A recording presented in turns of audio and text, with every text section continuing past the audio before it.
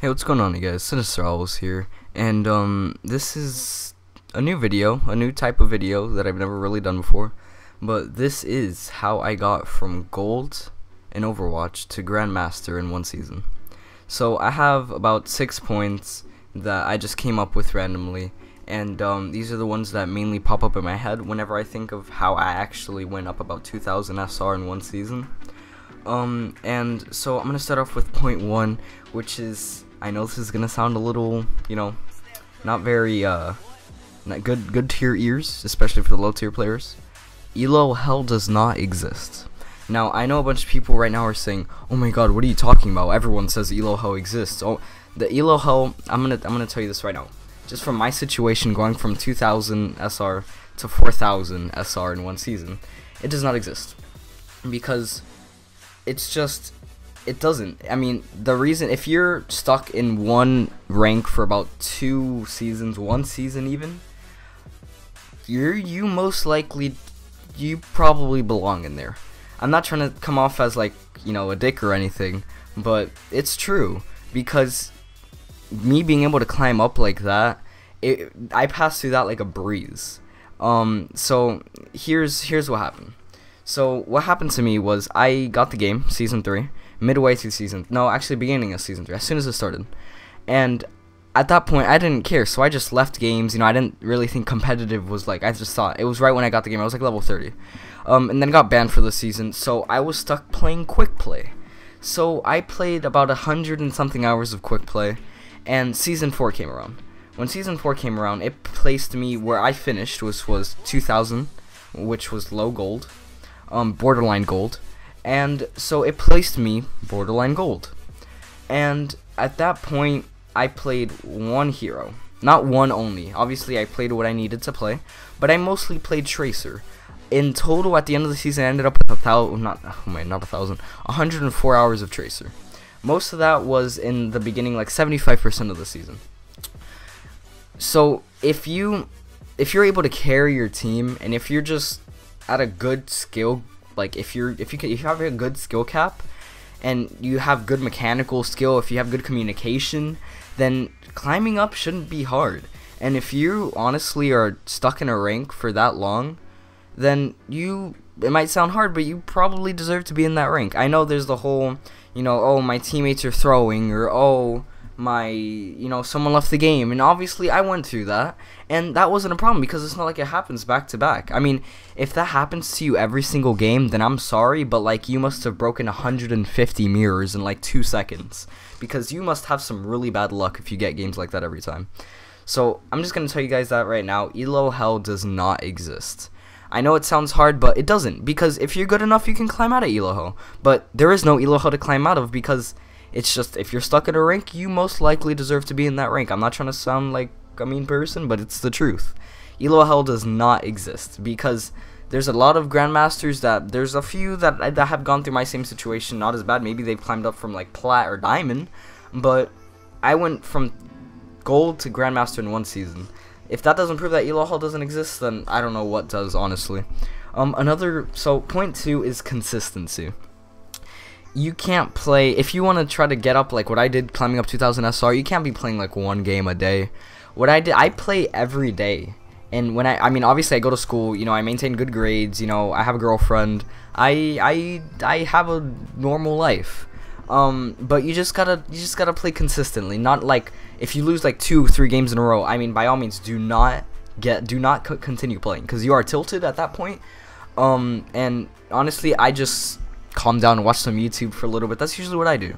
But you have to be consistent, and once you hit Diamond, you need to also be very consistent, because then there's the whole decaying thing. So consistency really is a big thing, because you can go on big win streaks, you can go on big losing streaks, but you have a bigger chance of going on a winning streak if you play consistently. And obviously do not play when you're tilted, but yeah, consistency really is a really big part in it, because you can't like rarely play, because also then your skills will be off, and you won't be playing as good, and you'll be a little rusty if you don't play. And that the only way to climb up is to play, honestly. And if you're scared to play like, oh my God, I'm at my season high, you need to play, because you can't be scared of that, because if you lose a game, then boom, you just hop into another one unless you're really tilted. But yeah, speaking of tilting, next point is positivity. Now, you want to be like the anchor. You want to be the person that starts. I start off basically all my games as, hey, what's going on, you guys? You know, people respond, some people don't respond. I say, so how's everyone's day going? Usually some people are like, oh, you know, I had a bad day, this, that. Some people are, oh, it's going great. You know, just try to initiate some conversation in the start of the game. Just try to be positive about it. Like, even if it's just like, I don't know, saying a joke, or even if it's corny, just something to start up conversation. Start off as a positive person. And if you see someone's getting a little tilted, then try to calm them down a bit. Just try to be like, oh, it's fine, we can come back from this. Or, hey, it's fine. Just try to be that guy. You know, that really positive guy? Yeah, just try to be him or her. You just want to be positive. You never want to get tilted. And if you do get triggered or toxic, then if you're gonna do that, just mute your microphone, or don't, or like all you have to do, just because then if you yell something toxic into the microphone, that's gonna either, if you're directing it towards someone else or just the team in general, then people are gonna start arguing. Once people start arguing, there's like a 90% chance you're gonna lose, because everyone's not playing on their full mental game, and that's not the best way to play. So what you guys are going to want to do is, just if you guys are tilting, just mute your mic and say it. You know, punch your keyboard, you slam your controller. Just make sure your team does not hear you, because if you get them tilted, you're for sure you're gonna lose. So positivity is honestly the bet. Like, if you just, you know, if you guys lose a team fight, or if you guys lose the first checkpoint or first round, just be like, hey, you guys, we can come back from this. We gotta play better. You know, we gotta have a little more communication. Just, you know, you gotta be positive. That's really all it is. Our next point here is to warm up. Now, I know some people are like, oh, you know, just they get off of school, work, and they just want to hop right into a competitive game. No, because your hands are cold. You need to warm up, like, your aim. You need to have good, you know, muscle movement. You know, you have to warm up your wrists. You have to, you know, you have to be ready. So usually every single day, once I get home from school, I do my homework, I eat, I do my stuff. When I hop on, the first thing I do is hop into practice range. I pick McCree, I pick hit scan, I pick people that take aim. And what I want to do is, I just want to travel around, and I want to try to get as many headshots as I can. Try strafing, try flicking, just warm up, listen to like a few songs. Just put a timer on yourself for 10-15 minutes. And 10-15 minutes isn't going to kill you. What? That's like what? Like less than a comp game? It's not going to kill you, and it's definitely worth it, because you won't hop into a game rusty. And, you know, listen to music while you do it. You don't even have to try hard. Just try to get a few sextuple kills. I mean, just warm up. It really does. It helps me. It really does, because I hop into a game, I'm ready. I'm pumped up. You know, I'm listening to music before the game. I don't listen to music during the game, because then I either focus on the music too much, or I focus on the game too much. Or no, you can never focus on the game too much. But usually music kind of distracts me. So make sure you guys are warming up and listen to music though. It really does help. Makes the time go by faster. Yeah. So just try to play. If you're a support main, then, you know, obviously still try to warm up, because, you know, you don't want to hop into a game rusty, even if you don't play your main.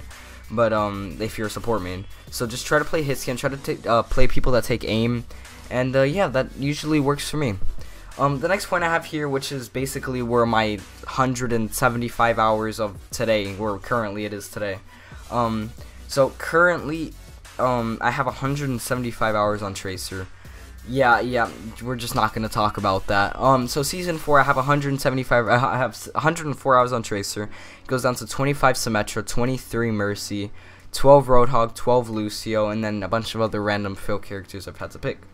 And so what you guys are gonna want to do is, what I did to find my main, I recommend literally no one does, because I'm a very indecisive person. But the method that I'm gonna tell you guys, but don't do what I'm about to tell you, because just don't. So one day I was bored. I'm like, hey, I'm gonna go onto a random number generator. So I put in 1 through 24. It landed on 7. 7 was Tracer. So I'm like, hey, I'm gonna play Tracer, because I said whatever number it lands on, I will main that person no matter who it is. I picked up Tracer. I played her on quick play so much, it was ridiculous. And you just gotta and what I'm gonna say is, if you find a main, make sure you guys aren't hopping into competitive with your new main. Make sure you guys are playing quick play with your main first, because you don't want to hop into a competitive game and risk, you know, not playing at your best, because, you know, you're not comfortable enough with that hero to play at a very competitive level. So make sure you guys when you guys find a main, maybe get like a few hours on them on quick play or arcade or practice range or anything. even custom games. Just make sure you guys are comfortable with who you main before you hop into competitive with them, and make sure you have a main set. I know there are flex characters, but even a flex character has to have their main. It has to be someone that's like reliable. That like if you're just like, oh, go whoever you want, then hop on your main if that's what the case is.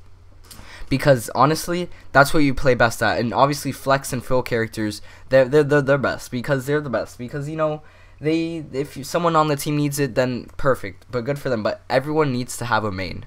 And in that case, my main is obviously Tracer. So I'm at the level that they see my name. My name is a very memorable name on Overwatch. My name is Tracer's Garbage. And people hop into a game and they're like, oh, this guy's gonna play Tracer. Obviously, they try to run Pharah, they try to run McCree, they try to get me off Tracer because they know I'm a very decent Tracer. As you guys can see in the gameplay, I honestly don't know what point it's at because I'm recording this, in just a commentary. So I don't know if it's Tracer gameplay right now. I don't know if it's Roadhog, Mercy. I don't only play Tracer. If someone else picks DPS, I go ahead and give them DPS. If 2 DPS are picked, I'm not gonna be like that. If we need a Mercy, I'll play Mercy. If we need a Lucio, I'll play Lucio. But I obviously prefer Tracer. So yeah. And my last and final point here is that let's say someone on the enemy team just absolutely carried their team or did amazing, or someone on your team absolutely carried. It doesn't hurt. Hit them with a message saying, hey man, do you want a duo? Or like just ask them if they want to maybe queue up in a game. And if it doesn't hurt, what's the worst thing they can do? They can say no. I mean, it's fine, because honestly, if they say yes, then hey, maybe you got a good duo partner. If you guys are both DPS mains, then obviously that's not the best thing. If you guys both are tank mains, obviously that's not the best thing. If you guys are both support mains, honestly that's not a bad thing. But you just want to probably have with the duo 2 different categories, because usually people tend to get upset when duo queues pick like 2 DPS or 2 tanks. But yeah, and here's another advice: don't 3 stack, 4 stack, 5 stack, or 6 stack. Those are bad. Dude, never. No, just no. God, no. Don't. Just stick to a duo or a solo queue. I got to GrandMaster by solo queuing. I did not 6 stack. I didn't 5 stack, 4 stack, 3 stack, 2 stack. I did 2 stack for 3800 to 3900 because I was having a little trouble there for about like 3 or 4 weeks. I could not get out of 3800, so I got a duo partner, and then I got up to 3900, and then I went solo queuing again. So I finished my season high for season 4 was 4041, and I finished at 3834. It's not the best, and season 5 it got placed sadly because I lost all my placements except 2. I got placed at 3575, and currently right now I'm at 4124. I'm hoping I remember to put the screenshots in for all of those. But yeah, so if you guys need any more clarification on a certain category or certain tip, or if you guys want more clarification like in general, make sure you guys drop it in the comments below, because honestly I just want to spread the knowledge. I am the being of Elo hell does not exist. I am that person that's I am the representation of a gold's inspiration. I am the I join LFG things, to play quick play with people. Like, oh my god, how'd you get from gold to this? And now I have a video to refer them to. I want to help as much as I can to get people in the same situation that I went to, getting from gold to grandmaster. And obviously, whenever people get toxic, they say, oh, you got carried, but I have all the gameplay on my Elgato to prove I did not get carried. So, yeah, if you guys definitely enjoyed the video, it took me about a week to actually bring myself to make this video, because I've been grinding out competitive, consistency, tip 2. So yeah, if you guys enjoyed, I put a lot of work and effort into this video. So yeah, make sure you guys drop a like down below, drop a dislike if you hated it, because honestly, thanks. If you guys need any more clarification on anything, or if you guys want a part 2 to this video, leave it down in the comments below. Make sure to check out my montages that I worked extremely hard on. And yeah, hope you guys are all having a fantastic day, and yeah, I'll see you guys in the next one.